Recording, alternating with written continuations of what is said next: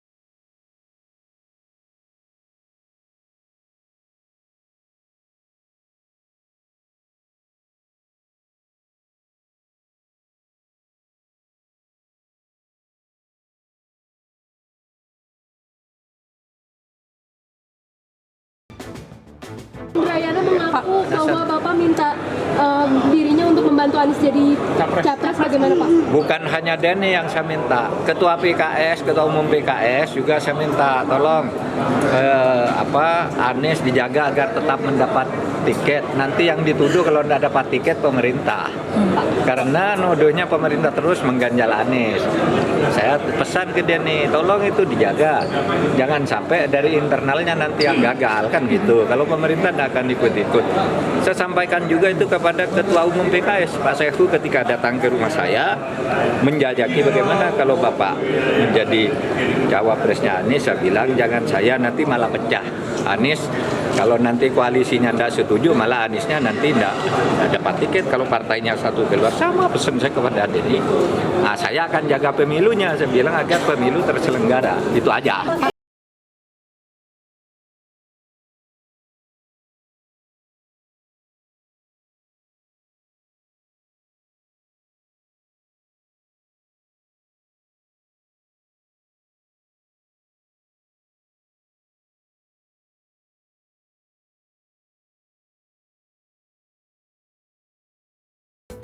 Apa pertimbangan PKS menyodorkan nama Mahfud MD menjadi pasangan Anies Baswedan pada kontestasi Pilpres 2024? Mengapa sederet nama yang beredar dalam parpol koalisi tak dimajukan dan malah menggait orang luar, pemirsa? Padahal sudah jelas Mahfud MD menolak tawaran itu karena khawatir koalisi perubahan untuk persatuan ini bisa pecah di tengah jalan.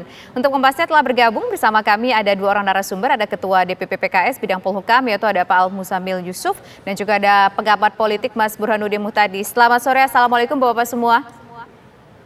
Waalaikumsalam warahmatullahi wabarakatuh. Pertama saya ingin ke PKS terlebih dahulu. Pak Muzamil, apa alasannya menyodorkan nama Mahfud MD? Apakah dirasa tidak ada nama dari PKS sendiri yang pantas untuk mendampingi Anies Baswedan? Ya itu malam 25 Ramadan setelah tarawih, Ketua Presiden PKS, saya ikut menemani dan dua orang lainnya. Situasi santai ngobrolnya, dan situasi waktu itu sedang ramai Prof. Mahfud tuh di Komisi 3 dan Komisi 11 terkait money laundering 300 triliun lebih ya, terkait dengan pegawai atau kementerian ya.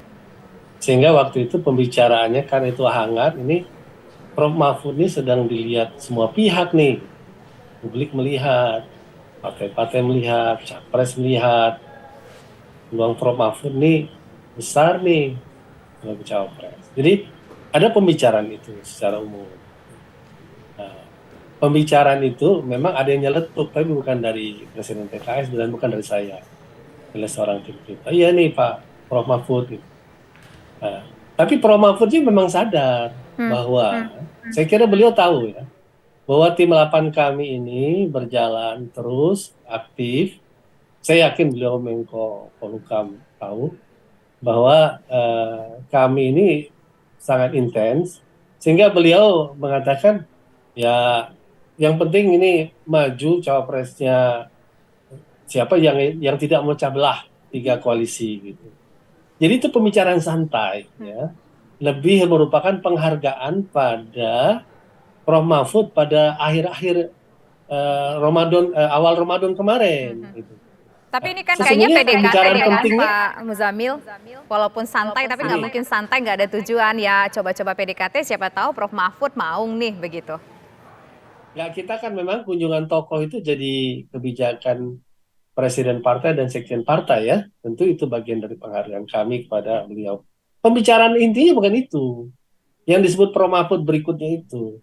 Bahwa kami menyampaikan, Prof, sebagai Menko Polhukam, kami ingin bagaimana publik dan partai-partai ini bisa leluasa mencalonkan calon terbaiknya, merupakan amanat konstitusi, hak partai politik atau gabungan partai politik untuk mencalonkan calon presidennya, tanpa ada gangguan dari siapapun. Nah, Prof. Mahfud menjamin, saya sebagai Menko Polhukam akan menjamin itu. Itu tugas Prof Mahfud dalam statement yang kita dengar di luar mengatakan bahwa pernah diminta oleh PKS untuk menjadi calon wakil presiden bagi Anies Baswedan. Tapi saya tolak dengan alasan saya nggak mau merusak demokrasi yang ada. Dan saya berpesan supaya ya tokoh-tokoh yang lain saja lah. Ada nama Denny Indrayana dan juga nama lainnya lah yang pantas supaya nggak ada yang menjengkel Anies Baswedan. Itu apa sebenarnya ingin disampaikan dengan itu semua? Nggak mungkin dong itu pembicaraan omong kosong. Tapi karena ini sudah beredar luas, Pak Muzamil.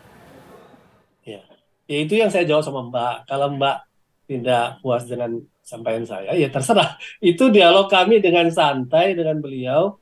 Penghargaan saya punya pertemanan jauh dari 2004 sama-sama di DPR. Nah, yang ngomong ini teman beliau di Jogja ikut beliau itu. Beliau tuh sangat antusias itu. Nah, itu dan kami bicara, Prof Mahfud ini laku nih di capres apa nengok beliau nih gitu. Nah, setelah itu adalah yang kami tekankan, justru yang kami minta sangat kami butuhkan. Nah, ini bahwa jaminan bahwa seluruh partai bisa mencalonkan tanpa gangguan siapapun. Nggak kami sebut siapapunnya nih. Baik, lalu kami bicara lagi pemilu terbuka dan tertutup. Dan kami punya konsep yang beliau nerima tuh. Oh, menarik tuh usulan PKS. Jadi kami juga membawa isu-isu yang memang akan kami sampaikan ke beliau. Beliau sendiri nggak tahu nih terbuka tertutup seperti apa.